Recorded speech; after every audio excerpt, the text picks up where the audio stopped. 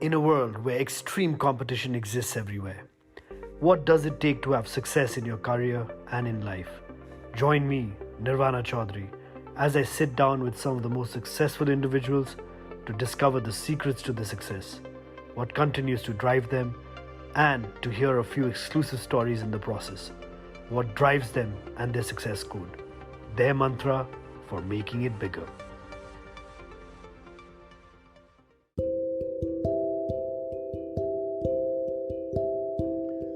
Hello everyone, this is Nirvana Chaudhary. I'm back with my podcast, Making It Bigger. Today I have with me a photographer, an entrepreneur, and more popularly, an author, Ameya Prabhu, who is the founding partner at NAFA Capital. Ameya, thank you so much for making yourself available for my podcast. Such a pleasure having you on board.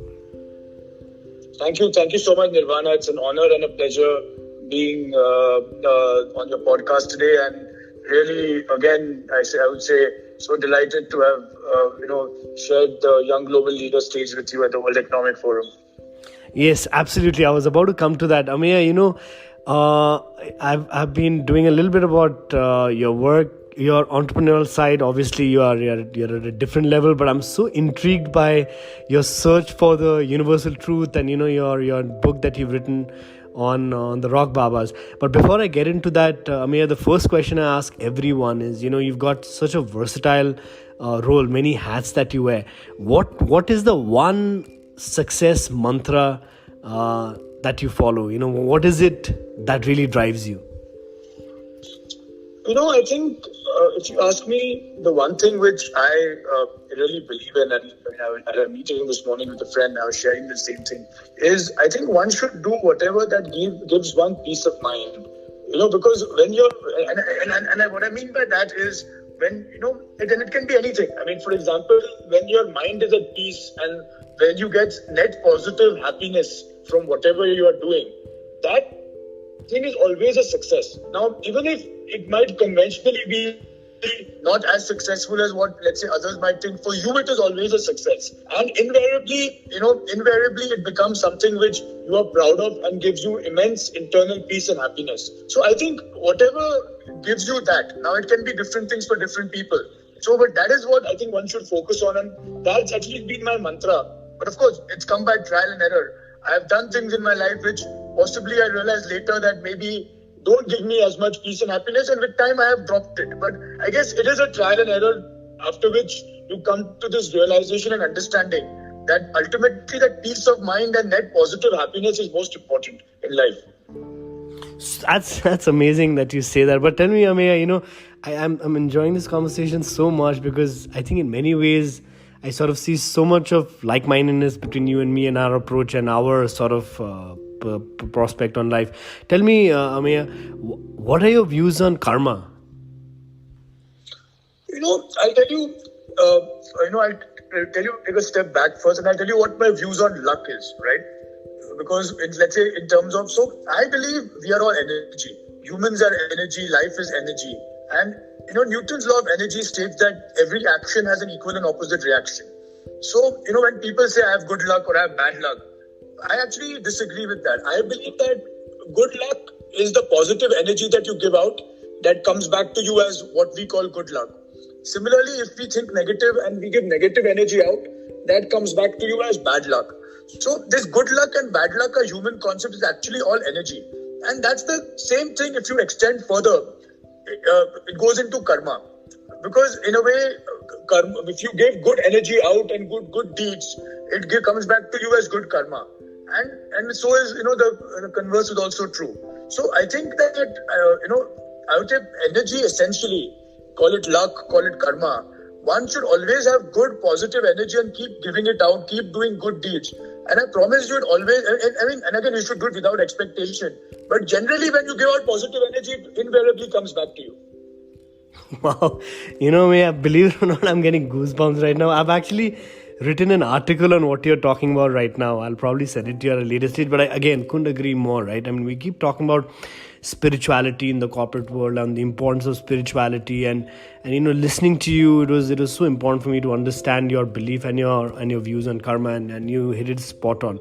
right? Ameya, you've written this book, right? And it's I've seen it being talked about in various platforms all over. You're speaking about the group, about your new book. Tell me what is the one thing that triggered you to write this book, and why Rock Babas? Sure. So, the Rock Babas is a book of 9 short stories. And so I've been a writer for most of my life. But it's only that, with the lockdown last year in India, because of COVID. And what happened is that I ended up being locked in a house for 2 months. And it actually gave me the time to sit down and write a full length. It's 9 short stories, but it's as long as a novel. So, if you ask me, the stories are based all around the world. So there's one story based in Colombia. There's one story based in the US. Actually, there are 2 in the US. And these are all about human journeys, about the characters across countries, across religions, across genders, and the trials and tribulations that they go through, and how they find the inner fortitude to overcome them.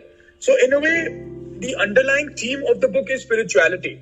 And the Rock Babas and Other Stories is the name of the book.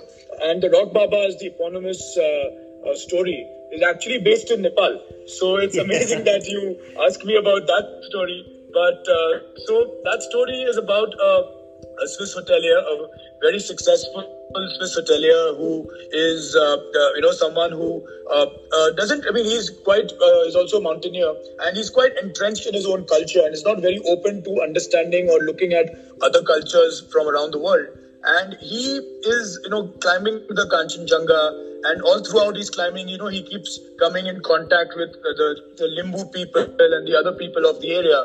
And he never really understands the culture. He considers it mumbo jumbo. And of course, I also try to focus on the indigenous people of the area. And in all the stories, I've done that. And also, for example, it is one of the subplots of the stories. I actually spoke about not just the Sherpas, but also the cooks, the porters. Think of it, right? A guy climbs a mountain once a year.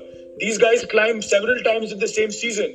And nobody really talks about them. The porters, the cooks, who actually climb all the way almost to the summit, along with the mountaineers, and they do it over and over again. Imagine how phenomenal athletes these people are, But anyway, so coming back to the story, so while climbing, he gets lost in an avalanche, and then he wakes up in the ashram of these secretive Rock Babas, who play rock music and connect with the higher spirit that is in the world. And the rest of the story is about how his journey with them and what happens to him. And I don't want to spoil the ending. But that's the theme again. It's a spiritual story. It's a story of his journey. It's a story of his soul and what happens to him. This is amazing. I just can't wait to read it, and I'm sort of seeing Rock Baba as, let's say, a corporate leader, him climbing his own Everest or climbing his own mountains along with his team who's doing in and out, and I can see a large context to that perspective as well. But Ameya, tell me, I've always been a firm believer that South Asia, right, the Indian subcontinent, especially over the last 20 years, has been largely disintegrated. Let's say the previous generations, due to politics or not too much through business partnerships, has not been able to grow together as one large economy, as one large territory. And a lot of people sort of blame. There's always a blame game that it's India who's not taking care of Bangladesh, Nepal, Bhutan, etc. But I think the newer generation of economists, new generation of politicians, new generation of entrepreneurs see that completely different. And I'm a firm believer of the power of one South Asia. What are your views on that? I think if you see that, firstly, other than certain areas where we might have had border issues with, say, Pakistan. But other than that, if you see South Asia as a cohesive unit, has a common culture, has a common identity. And if you see, like, people in Europe, what does France and Czech Republic have in common? Nothing, except the fact that they're all now members of the EU. So think of the power of the EU, the largest trading bloc that created, despite having disparate cultures, disparate languages, and we have a common identity as and very important, be a strong bloc.